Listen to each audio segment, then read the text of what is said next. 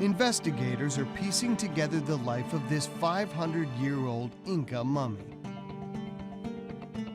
Pottery links her to the empire's capital, Cusco.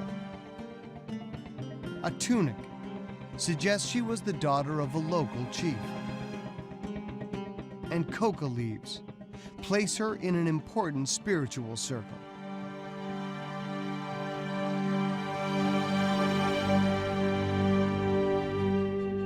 But there's one item that stands out above the rest.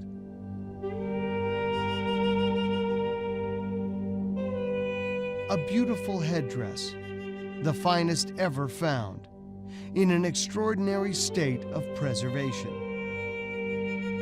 This headdress is a kind of crown. She's like a princess. For Incas, feathers are more important than gold. For Gabriela, this headdress provides the final piece of the puzzle.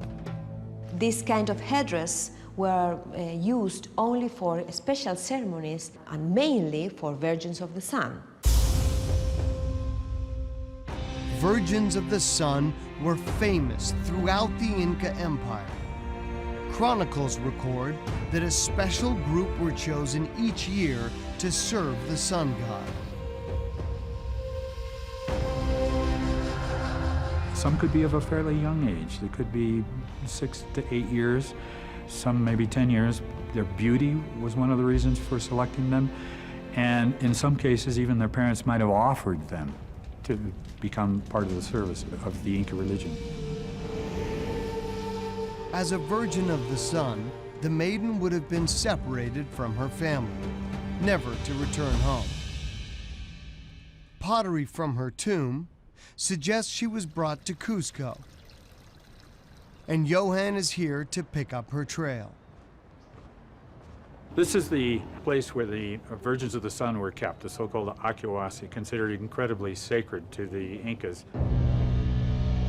These buildings were especially designed to keep them apart in order to keep them pure. The maiden lives a cloistered existence, part nun, part priestess, preparing sacred offerings for the sun god. Rarely is she allowed out. So why does she leave this place to make a 1,000-mile pilgrimage to a distant mountain? At a certain point, these virgins of the sun would be allocated their duties, in essence, their destinies. Some would be selected to be concubines of the Inca nobility. And a few, a very select few, would be selected as offerings, as human sacrifice.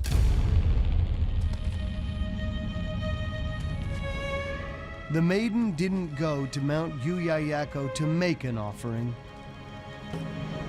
She was the offering, singled out by her own people for human sacrifice.